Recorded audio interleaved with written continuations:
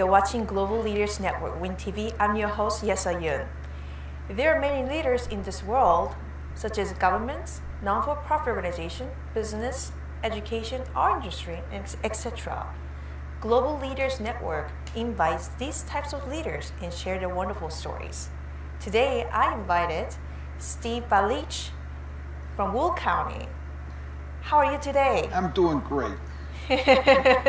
So you are a Will County board member, correct? Yes, I've been a board member for 7 years.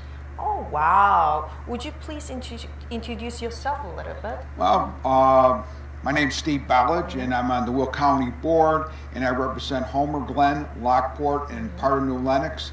And I'm a Southside Chicago guy, and most of my life was in trucking. And then I was working for the jail as a inventory control operator, the last job I had. But I've done real estate, and I was the head of the president for Tucson Unified School District when I lived in Arizona for education.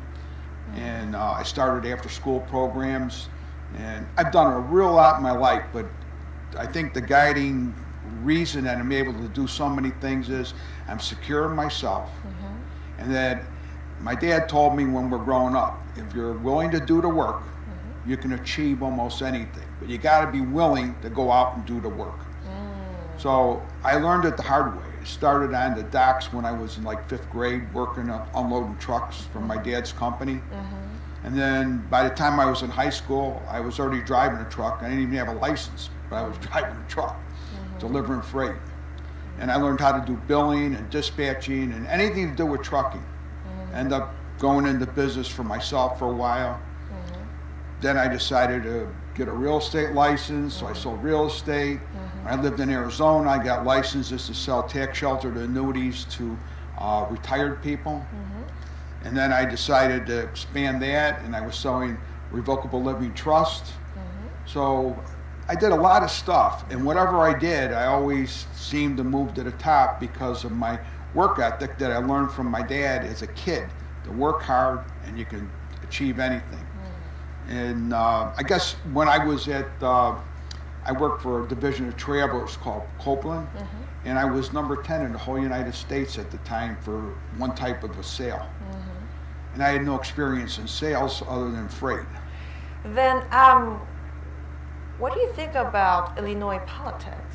Oh, now that's that's a $6 million question. Okay, Illinois politics is a blood sport.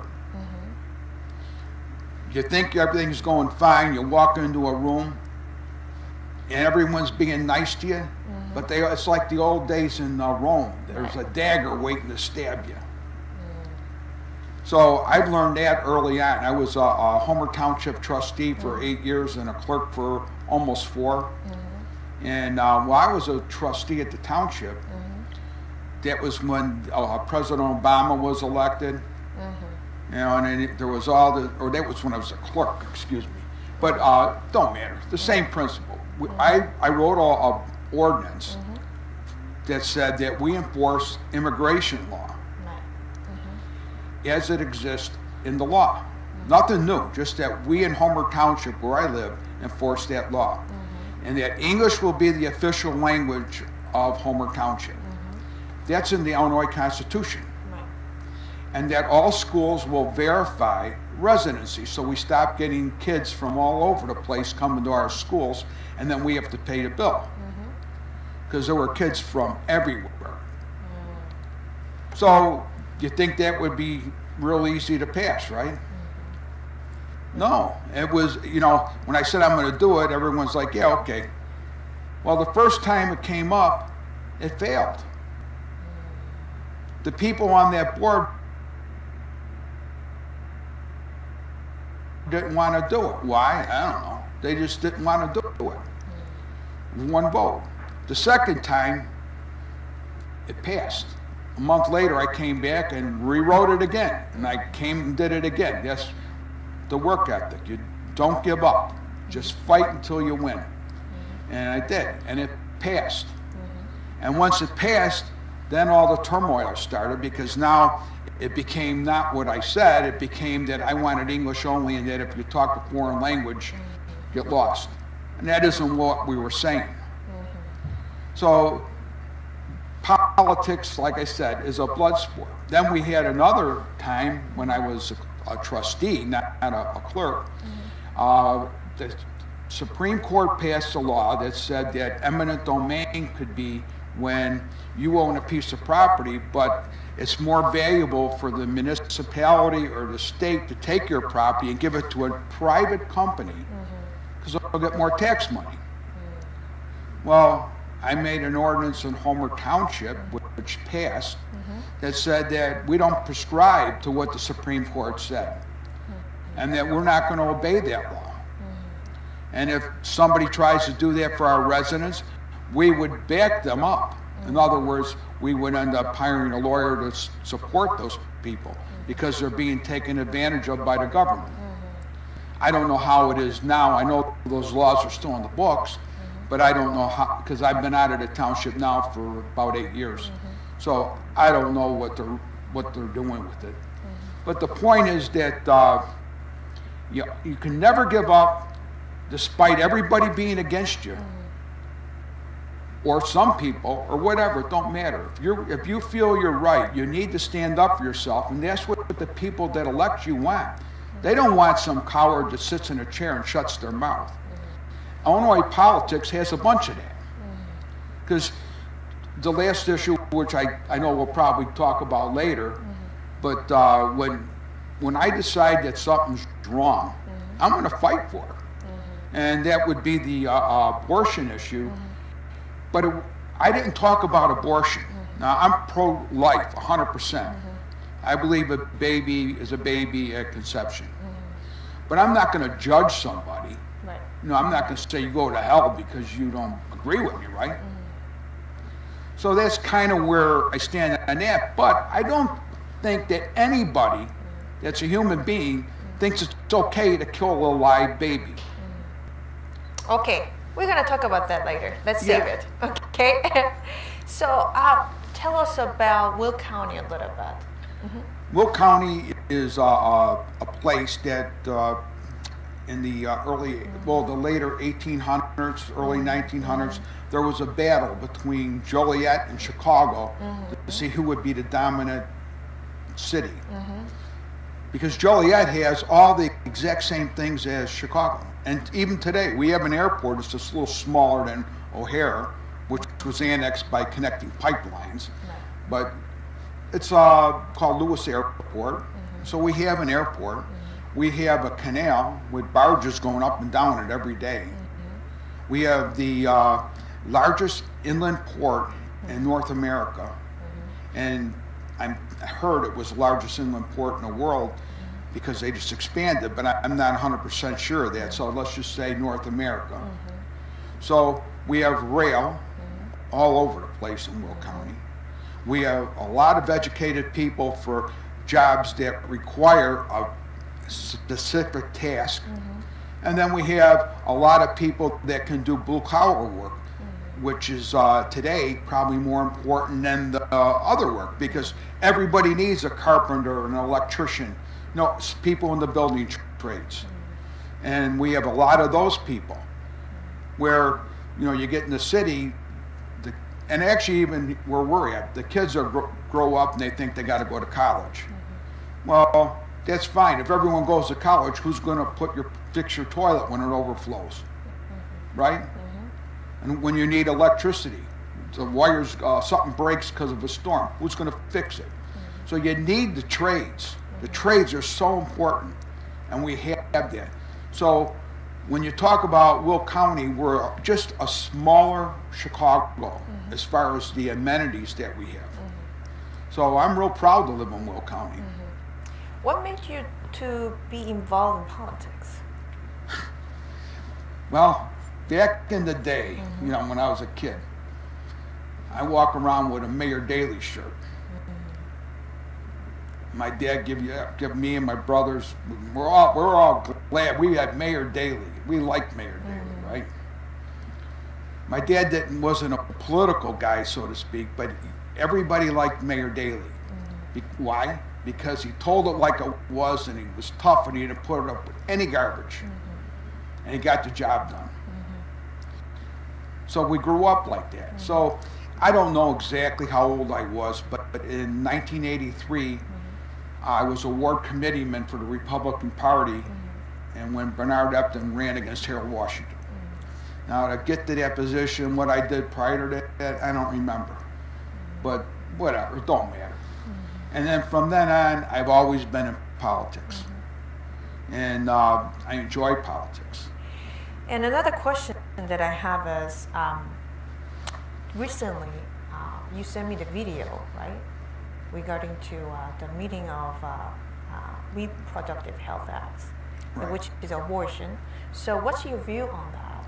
No, like I was trying to say earlier, I believe that a baby is a baby at conception. But my beliefs are immaterial when you get into politics. And I don't want to be, again, like if you said, well, I'm getting an abortion, I would tell you, well, I don't think you should. And why? But I'm not going to be, I'm not God, so I have no business judging you. So I'm not going to judge you. And when you're done having your abortion, I'd be one that you could talk to, and because most women that have it feel really bad, usually 3 to 4 years later. But, you know, it's not my place to judge people. But what happened But during the meeting? Well, I looked at the law, and then I knew about a lady named Jill Stanek. She worked at Christ Hospital in the early 2000s, and she was a nurse, and she was asked to go into a different job for a day because the lady that was supposed to be there didn't show up, and it was called a warming room. And in that room, when an abortion came and the baby came out alive, not aborted, they were to hold the baby in a blanket until it died. No water or food, because the baby was supposed to be aborted. So I know this has been going on. And that was before the new law. But now there's a new law for late-term abortions. And I don't want to talk about what happens with a late-term abortion, but at some point, sometimes, the baby comes out again, and the baby's alive, breathing air. And the baby is killed or let to die. So now, if you're a human being, I don't care where you come from, it's inherent in human beings to know that it's wrong to kill another human being. And I don't care where I go, I can ask you, do you think it's okay to kill a live baby? And the answer is no. Nobody's going to say it's okay. So I figured that I would make a statement. Then I gave it to one of my friends, Judy Ogala. Then she got Dave Smith from Illinois Family Institute to go over and make sure that we didn't say something that was offensive to people. So there were 3 people involved with the writing of it. And then Judy Ogala is on the leadership for the county board, so she brought it to the speaker, who's a Democrat now. And the speaker says that we can't read it as a proclamation. Why? Because a proclamation has to be voted on. And she doesn't want to force her people, her Democrats, to vote on it. Why? I don't know. But I found out why. Because they consider the Democrat side of our caucus, they consider that as part of the abortion. So they can't separate the two, obviously. Because this was in May when we did the proclamation from our desks. Judy read it from sitting in there. Then last month was Respect Life Month. So I talked to a pastor, Herb Brooks, who's on the county board, and I told him, I said, you know, when you're on the county board, like a pastor or like any person that's in a position of power or influence, when you die, you got to go before God, and He's going to say, why didn't you say something? Why didn't you stick up for what was right? Were you a coward? And Herb agreed. So I said, this is what we're going to do. we're going to go up to the front of the meeting, and we're going to do just a statement, not even a proclamation. And then I'm going to ask everybody if they agree to, I'll acknowledge it by standing. And then Herb says, well, we got to get the language right. So he says, I'm going to ask around and get the language right. And I figured, I don't really care what the language is, as long as we're hitting the target point, that we don't want to kill live babies. So it was protection for live babies. But some people argue that men have no right to say women whether they can abort a baby or not. What do you think? Well, if I'm a man, and if I don't want to pay child support, where's my rights? Like, you want to have a baby and I don't want it because I'm too cheap to pay for the baby, right? So I tell you, hey, I want you to abort the baby. It's my right. I don't want to pay, right? Yeah, but they're basically saying that it's their body, you know. Well, it is their body, but there's more involved in their body. What if like if I knock some girl up, I'd be like, hey, have the baby. I'll take care of it. Don't kill it, right? Where's my rights? No. So if a woman says, well, it's my body, well, it is her body. I get that part. And that's why I said earlier, if a woman says I'm going to get an abortion because it's my body, I'll do what I want.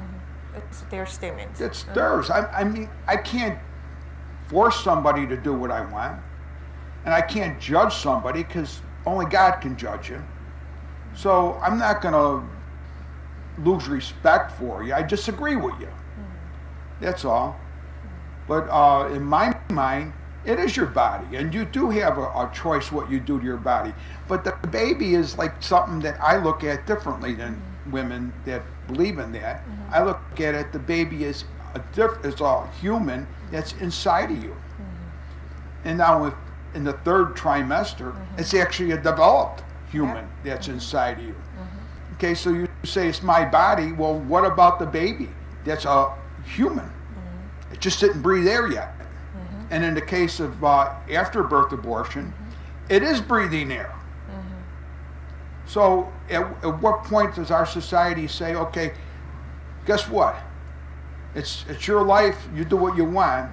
So now, I think in China, I think they lifted it, but they used to say if you get a girl baby, the girl baby got to die because there's no value. One-child policy. And then Ezekiel Emanuel, that was Robin Emanuel's brother, when they did the Affordable Care Act, he said there's no value for a baby to age 2.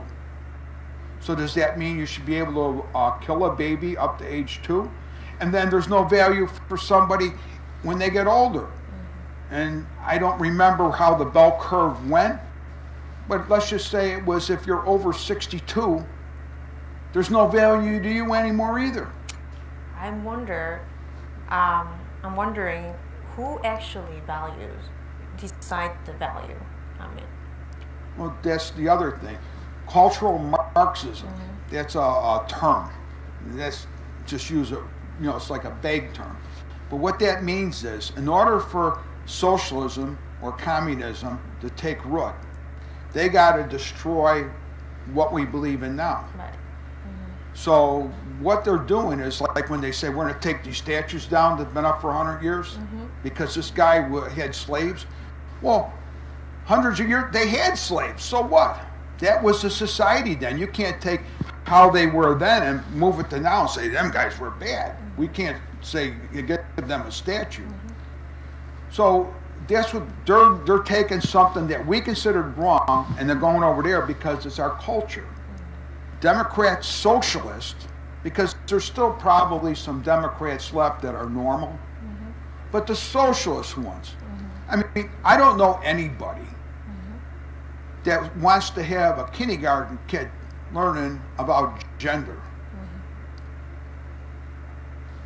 So now you see articles about men that say that they become a woman, and then they enter all these sports things and they win all the contests because they're stronger.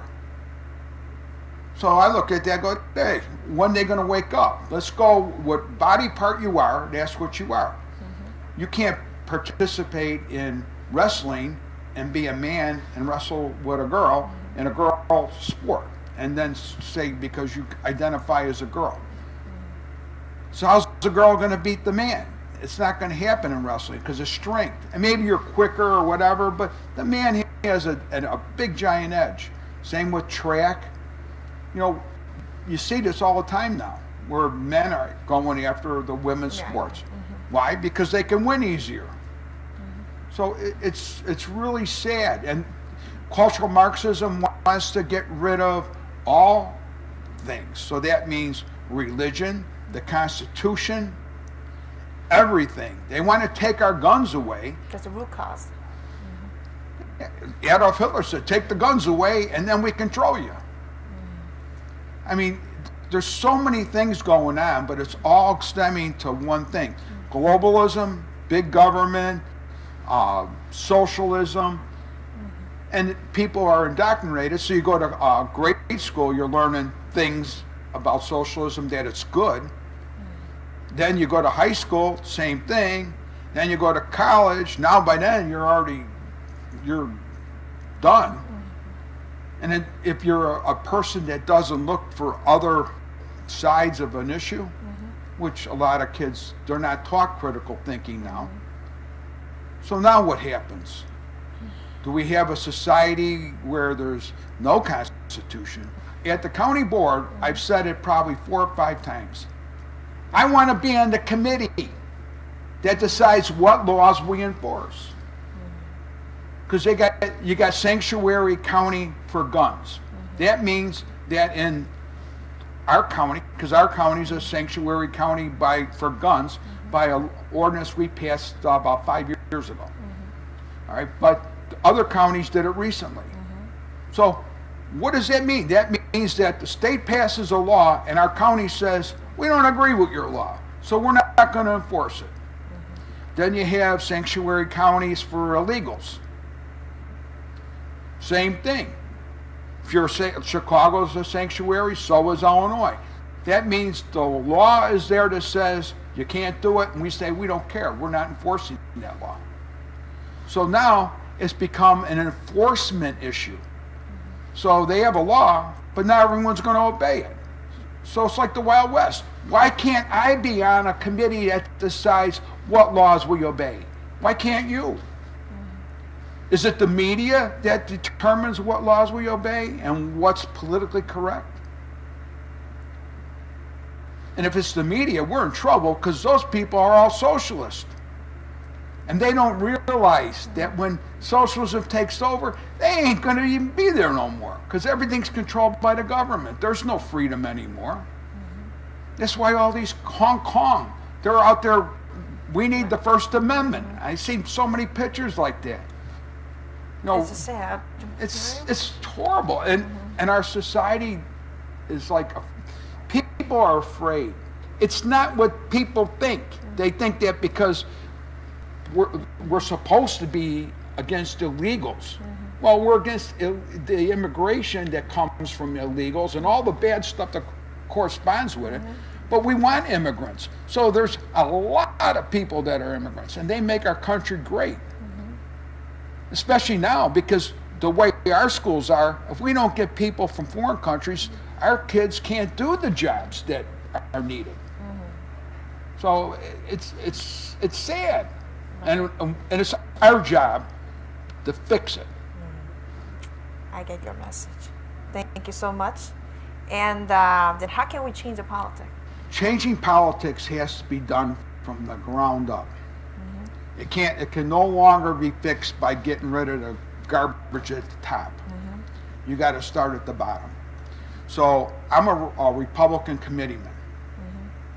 And the way I look at it is we need to change the structure of how committeemen work and how they're elected and who can be a committeeman. At the same time, I want to ask you, what is success to you? Because this is a Global Leaders Network show. What is success to you, and then what brings you happiness? I'm extremely successful because I'm happy. I'm very happy, and I'm very secure in myself, and I enjoy conflict. Otherwise, I wouldn't be on the county board. I don't care if I'm the only one in the room saying yes or no, because I'm going to stand for what the people want, and I will defend the people till I'm dead. But it makes me feel good inside to do what I know is right. So success for me is doing what you're supposed to be doing here on earth. And I sure will do it and never quit and keep doing it. And I enjoy it. And you could probably tell I love what I do. Right. Okay, thank you so much for coming to our station and sharing your story with us today. Well, thank you for having me. This was cool. Thank you for watching Global Leaders Network Woon TV. If you want to watch this again, you can watch this through our website and YouTube. And don't forget to subscribe us. And I want to see all of you next Thursday, 9 p.m. And until then, have a great week. Bye-bye, everyone.